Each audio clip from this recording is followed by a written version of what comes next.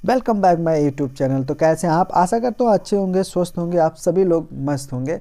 नया साल का तीसरा दिन है।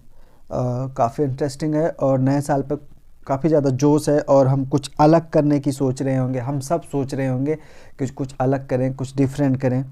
तो इसी बीच में आप लोगों के समक्ष मैं एक ऐसा जो मेंटेनेंस से रिलेटेड और जो अपना टॉपिक होगा और से रिलेटेड होगा और हत्या और आत्महत्या से रिलेटेड काफ़ी इंटरेस्टिंग वीडियो लेकर आया हूं। और ये लीगल टॉपिक से रिलेटेड है और बहुत ही इंटरेस्टिंग है। तो मैं चाहूँगा कि आप वीडियो पर पूरा बने रहिए और अपना जो नॉलेज है उसको इन्हेंस कीजिए। चलिए शुरू करते हैं। मामला सुप्रीम कोर्ट का है, जहां पर दो बेटों की हत्या के आरोपी व्यक्ति की सज़ा को बरकरार रखा गया। मानसिक अक्षमता की दलील खारिज कर दी गई। सुप्रीम कोर्ट ने मानसिक अक्षमता की दलील को खारिज करते हुए अपने दो बेटों की हत्या के आरोपी को सजा को बरकरार रखा। जस्टिस दिनेश माहेश्वरी और जस्टिस सुधांशु धूलिया की खंडपीठ ने एक आपराधिक अपील को खारिज करते हुए कहा कि जहां अभियुक्त पर हत्या का आरोप लगाता है तो यह सब साबित करने का भाव बचाव पक्ष पर भी है कि मानसिक विकार के परिणाम स्वरूप अभियुक्त ने यह कृत्य किया। अपने कृत्यों के परिणाम को जानने में असमर्थ था। अदालत ने पाया कि वह तो किसी चिकित्सीय रूप से निर्धारित मानसिक बीमारी से पीड़ित था और ना ही उसे विकृत दिमाग की कानूनी अक्षमता वाला व्यक्ति कहा जा सकता है।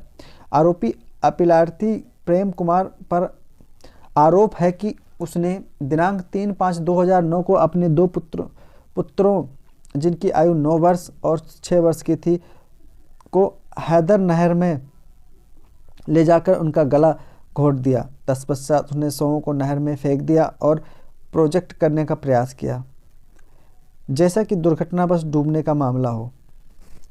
यह भी आरोप लगाया गया कि वह एक शराबी है जिसे अपनी पत्नी की पवित्रता पर संदेह था कि बच्चे उसके बेटे नहीं हैं। ट्रायल कोर्ट ने उसे आईपीसी की धारा 302 और 201 के तहत दोषी ठहराया और दिल्ली हाई कोर्ट ने इसे बरकरार रखा। सुप्रीम कोर्ट के समक्ष निम्नलिखित दलीलें दी गई। अपने ही बेटे को मारने के कारण यह मकसद नहीं था कि वह अभियुक्त की ओर से कोई स्पष्टीकरण की कथित कमी वर्तमान मामले में दोषसिद्धि का आधार नहीं हो सकता है। नंबर 2, ट्रायल कोर्ट ने आपराधिक प्रक्रिया संहिता 1933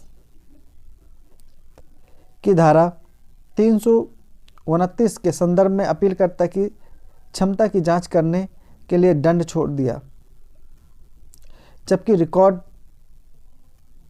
पर भौतिक साक्ष्य की अनदेखी करते हुए अभियुक्त ध्वन मानसिक स्वभाव का व्यक्ति नहीं था के लिए उन्हें नशा मुक्ति के लिए एक पूर्व प्रवास केंद्र में भर्ती कराया गया। केंद्र की सलाह के खिलाफ उसकी छुट्टी दे दी गई।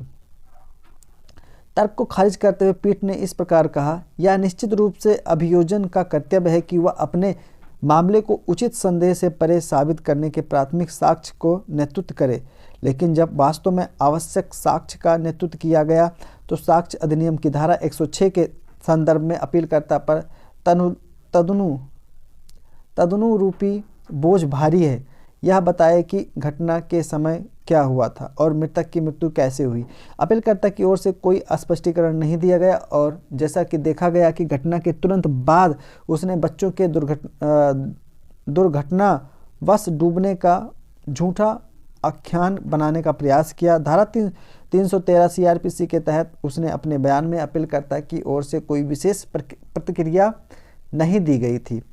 अदालत ने कहा कि जब रिकॉर्ड पर सबूत स्पष्ट रूप से अभियुक्त के अपराध को साबित करते हैं तो मकसद से संबंधित कारक साक्ष्य के स्वाभाविक रूप से निकलने वाले निष्कर्ष को विस्थापित या कमजोर नहीं कर सकता। इसके लिए अलावा वर्तमान मामले को पूरी तरह से मकसद की कमी नहीं कहा जा सकता। अदालत ने आगे कहा कि मुकदमे में कभी भी अस्वस्थता की दलील नहीं ली गई और ना ही इस संबंध में कोई सबूत पेश किया गया। इसमें कहा गया कि रिकॉर्ड में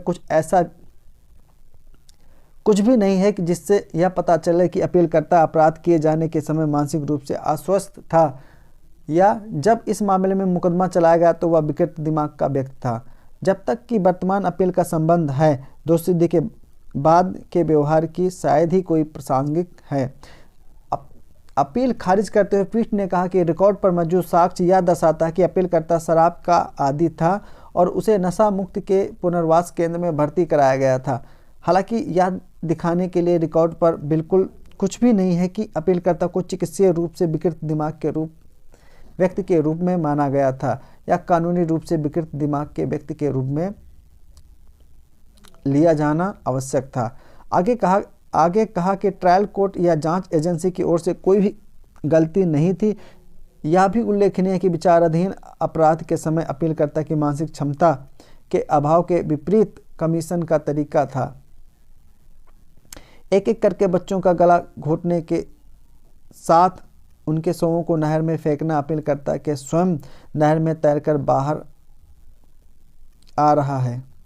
उसके तुरंत बाद कई व्यक्तियों के सामने यह बताते हुए कि बच्चे गलती से नहर में गिर गए ताकि उसे दुर्घटनावश डूबने के मामले के रूप में पेश किया जा सके। अगर ऐसा है तो तर्क और गणनात्मक दिमाग दिखाएं जिसने मौत के कारण बनने के स्पष्ट इरादे से काम किया और बच्चों को नहर में फेंका। साक्ष्य मिटाने के बाद उसके बाद झूठी कहानी बताकर गुमराह करने की कोशिश की बिना किसी तर्क और किसी आकलन के। अपीलकर्ता जिसके बारे में यह पाया जाता है कि उसने उपरोक्त सभी दुष्कर्मों को अंजाम दिया और वह अस्वस्थ दिमाग का व्यक्ति कहा जा सकता है।